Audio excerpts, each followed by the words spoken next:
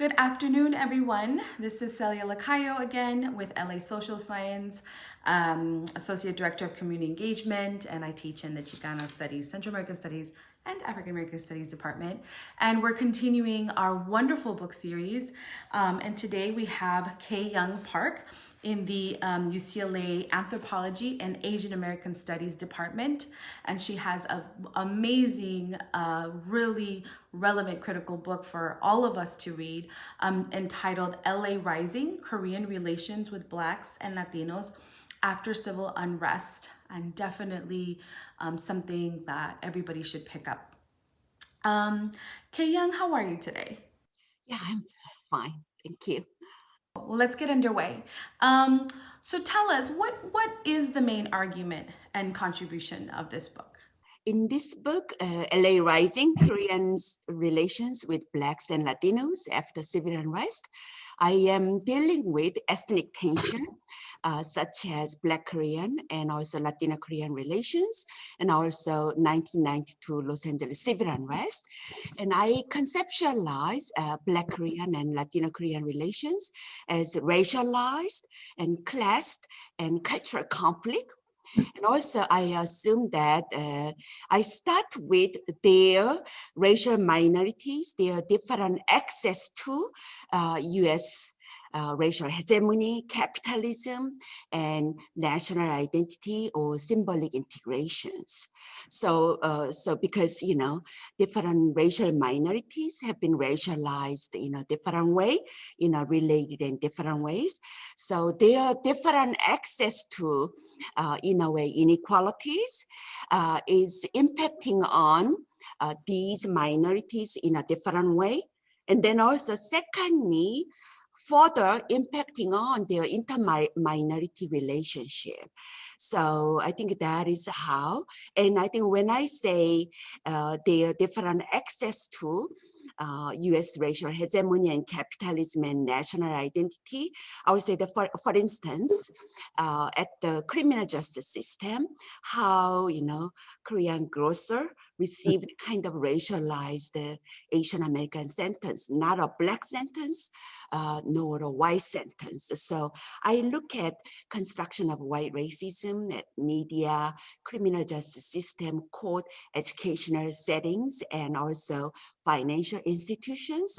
So ultimately, I am saying here is that these different relationships and tensions will also constitute different racial system in this new millennium, not like white, black, binary racial system, but multi-tier, multipolar, this kind of racial system. So otherwise I would say that really we are not able to capture white supremacy operating in a very different way in different contexts. And then also this, complex racial politics and racial identity. For instance, at major important racial incident, then often Latinos or even Asian Americans played a major role. And yet, if we don't, give really independent epistemological entity and also just reducing them to either white or black, then I think it's just impossible to deal with even current, this racial justice matter. So I think that is my argument. And also I insist that in understanding racial tension, I think it is without relating it to the question of class and also citizenship and also culture, it's just not possible, I would say that. So I show intersectionally, how race operates with even the question of class and class conflict, culture and cultural clash, and politics of citizenship intersectionally, and then also what I call unitary framework, not like using like anti-racist or feminist. They use a single axis of inequality, such as race or gender, but I think we have to use it all. Absolutely, and as I was reading the book, that is one of the things I capture is this multi-axis of inequalities that a lot of other folks haven't done, which gives a lot of the nuance and comprehensiveness of the book. Um, in line with that, you actually come up with this conceptual framework specifically that you call racial cartography. Can you give us be a little more specific and tell us how that examines, how you're able to examine relations between Korean Blacks and Latinos in Los Angeles through that framework? Yeah, racial cartography is kind of mental map, and it's a way to visualize race relations, including why, based on my ethnography, how racial minorities they see themselves in relation to majorities or minorities, and their kind of social relationship. So when we talk about racial system, so far, we focused on only racial hierarchy. But I will say that based on my research, racial hierarchy is an important dimension, but among these racial minorities in South LA, they do concern about also questions of racial distancing. So I'm talking about really social and historical relationship, not just the physical relationship, so overall, I think it looks like we need like 2 dimensions, and so therefore African Americans are saying to new immigrants such as Korean immigrants and also even Latinos, saying that you guys think that because you make more money, therefore you have a higher racial status. But African Americans are saying that that has not been the way in the US history. They will say that, they had to really, they were being oppressed, right? More than anybody else, but they had to shed their blood, sweat, and also tear. So they had to, even they made enough contribution to build this society. So therefore, Latinos and Koreans, they will have to do that. Otherwise, they are not going to be admitted to as a member of this society. And then also they will say that even after that, they were not acknowledged, right? So they had to protest, to demand, to claim on their membership, national belonging. So I think they are telling Korean immigrants and also to a lesser extent Latin American immigrants, saying that you guys do like us, and even after that, still they are not recognized. Okay, so there is a long way. So vertical axis is about really, it's a kind of proxy for class, socioeconomic indicators. But I think they are saying that there is a horizontal axis, and that is the politics of residents, who have been here longer, who really contributed to build this society, and also who struggled, who protested to demand, and everything matters. And then in the end, maybe you'll be integrated, okay? So I think talking about really membership, so I think that is how I talk about this nature of relationship among minorities. Is a little bit complex, and we need like 2 dimensions. Yeah, I think that's why I explain. And I think it includes the question about racial power, and racial power is really white status quo reinforces its domination over people of color, So I think different racial minorities, they have different racial power or they don't. So I think in the map, they are mapped out in a different ways. So for instance, Asian Americans and Korean Americans, their socioeconomic indicator is higher than Latinos or African Americans, but they've been, they are kind of newcomers. So in terms of horizontal axis, they have a long way to go to move on to the right, like indigenous people and African Americans. And then Latinos kind of in between. And it's kind of a very flexible. So in the future, if African Americans make more progress socioeconomically, then they will be moved up So I think that's how I talk about nature of the relationship. It is very complex and yeah, based on my ethnographic research. And all of that complexity really adds to the book. You had talked about in the book that other folks have written about this time period. And so, can you tell us how your book challenges and adds to the narratives around the 92 civil unrest? Yes, absolutely. I think the way 1992 Los Angeles civil unrest has been interpreted has been simply reduced to tension, like Black Korean tension.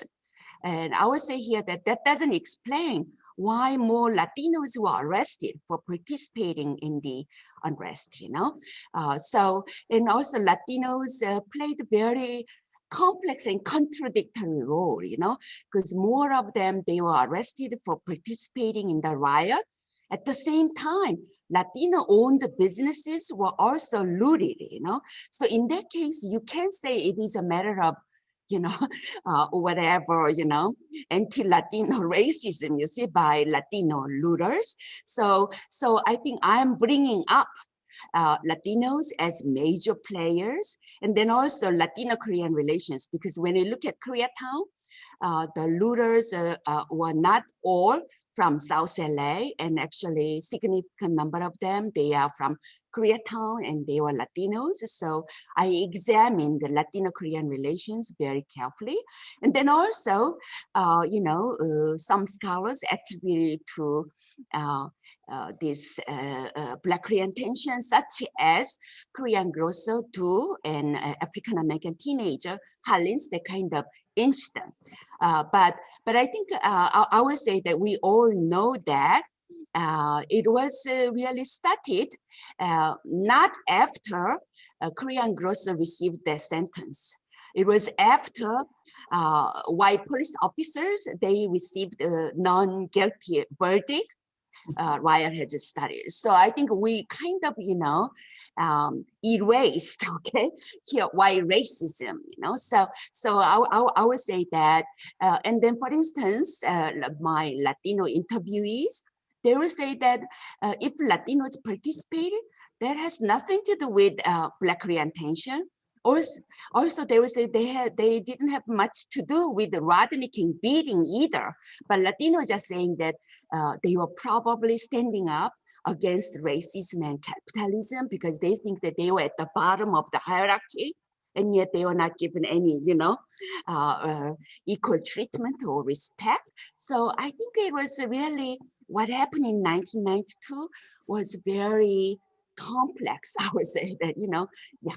So we know that civil unrest continues around this very issue of police brutality, particularly with Black Lives Matter. Can you tell us how your book connects to the more contemporary forms of resistance? I felt like last summer that it was kind of unfortunately deja vu, It's like here it goes again. And as people predicted, it's in 30 years. Can you believe it? In Los Angeles history, we are saying that we had a Watts riot in 1965, and in 1992, we had the Los Angeles civil unrest, and 30 years later, last year, we had this like racial justice protest, rioting. So I think it was unfortunately a deja vu, and I think that tells me that we had this kind of ongoing problems with police violence, but at the same time, this time, rioters were not limited to Black, brown people. It included significant number of white Americans, and then also they targeted affluent communities, middle upper class white American neighborhood. So again, during the 1992 Los Angeles civil unrest, media tried to explain it as a matter of African Americans, animosity toward Korean merchants. But I think, in this case, like last year, I don't think we can explain it that way, because I think it was really mostly targeted white American affluent neighborhood. also unfortunately included Korean-owned businesses, you know. So I think again, the problem has been about police violence, and almost I think so far it has been almost impossible to, you know, solve the problem with police violence. So that's how it has continued, I would say that, yeah.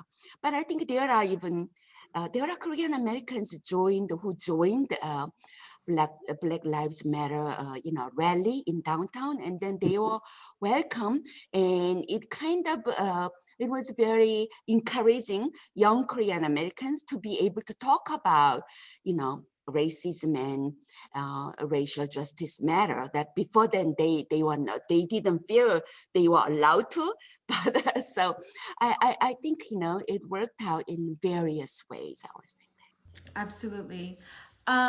So tell us why this everyone in and outside of academia should pick this book up, and professors should be assigning this book as well for their class. I was, as I keep saying to my student in my class, literally, you know, South LA and LA became probably most multiracial and multi-ethnic communities, and yet we didn't know much about each other. I mean, so I would say that in my book, I am critical of white supremacy and white racism at media, criminal justice system, and, you know, court and educational settings and financial institutions. But there has been also subaltern racism among racial minorities, and which has been also very destructive, you know, and it was very dangerous. I would say that there is a question of really interracial and interethnic justice. So I would say that, like, for instance, Korean immigrant merchant, their business practices were interpreted as racist, like when they don't make eye contact or when they put the chains in the hands of the customers, it was just simply seen as racist, you know. So I would say that unless we really are equipped with, you know, some weapon ammunition to deal with, to make sense of each other, you know, I think it'll end to really self-destruction. So I would say that really, and also we don't know how racial minorities, they are not always just complaining about discrimination. In most of their lives, they are struggling to make it, you know. So I think in my book, I show how even African Americans, you know, they come to Korean-owned stores, 5 cents in their hands, try to do something about it with 5 cents in their hands. And then also South LA has been really most significantly impacted by deindustrialization, you know, in LA. So, and then also Korean immigrant merchant, how much they are struggling. They know more than anybody else about what's going on with African Americans and even Latinos, you know. They work very hard, but when they are laid off, you know, what they could do, you know. So I would say that really we have to learn from these minorities, not just how they are being discriminated and oppressed, but, you know, how they become creative and how they try to really, you know, survive, right? So come up with the creative like solutions and really continue to struggle, I would say that. Well, thank you so much. You heard it here first, why this is an amazing book from our scholars in social science at UCLA. So again, the book is LA Rising, Korean Relations with Blacks and Latinos After Civil Unrest by K. Young Park. And again, please make sure you go to LA Social Science and check out all the other wonderful content we have there. Goodbye, and we'll see you soon.